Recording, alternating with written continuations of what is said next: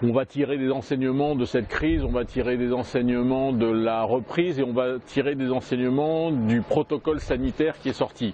Tout ça, ça fait beaucoup de choses qui se sont passées.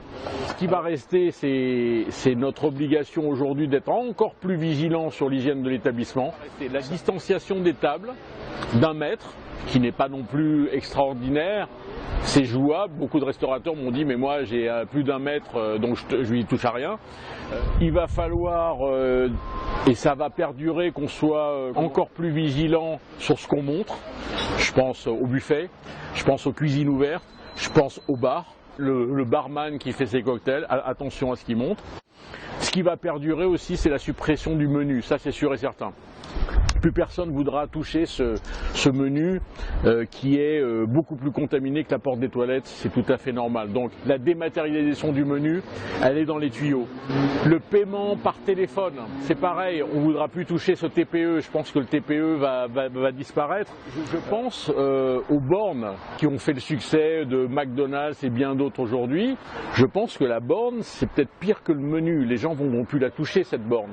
Donc ça va être très compliqué. Est-ce qu'il va falloir mettre un équipier ou un employé derrière chaque client, dès qu'il a touché, on essuie? Est-ce qu'il faut dire au client avant de toucher, tu essuies toi-même? Non, je pense que c'est pas jouable. Il va falloir que la borne, tout simplement, devienne notre téléphone portable, tout simplement. Ce qui peut aussi changer, c'est les restaurateurs qui ont la chance, ou les cafés et restaurants qui ont la chance d'avoir 2 portes. Alors jusqu'à présent, la deuxième porte, on l'a condamnée pour mettre un peu plus de tables, un peu plus de chaises, etc. Mais là, je pense qu'il y en a qui vont réouvrir les 2 portes, une entrée et une sortie. Et je pense que c'est très bien pour les flux dans l'établissement qu'on rentre par une porte et qu'on ressort de l'autre.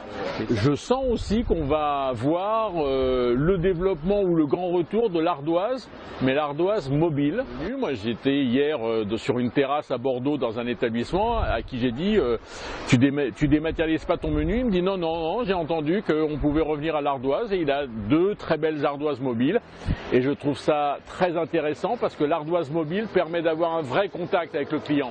J'amène l'ardoise, je la pose sur la chaise et je commente mon ardoise, les gens écoutent et ils disent ah bah oui ça je prends ça, etc.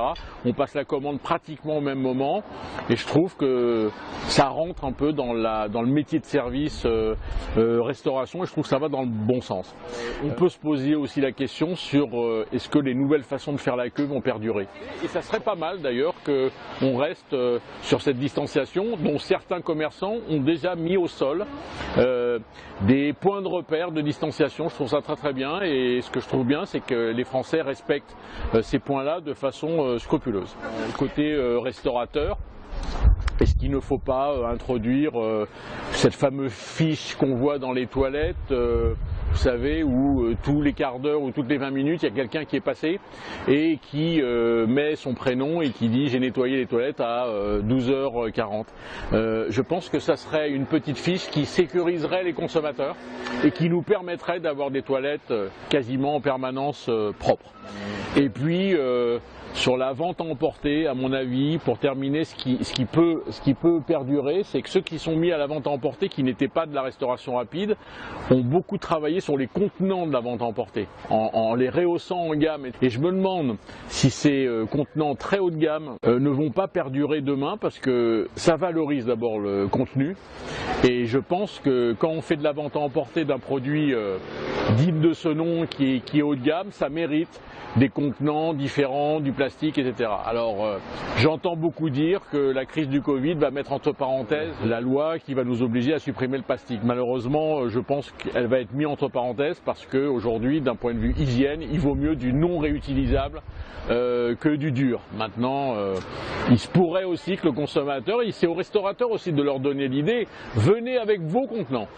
Et je pense que ça serait la bonne solution de ne pas mettre entre parenthèses la suppression du plastique, mais qu'on s'habitue à amener nos contenants. Alors il faudrait qu'on me remplisse ma salade, qu'on me remplisse mon dessert, je m'en vais avec mes contenants, je les rentre à la maison le soir, je les nettoie, le lendemain je repars avec. Je pense qu'on pourrait se mettre à ça.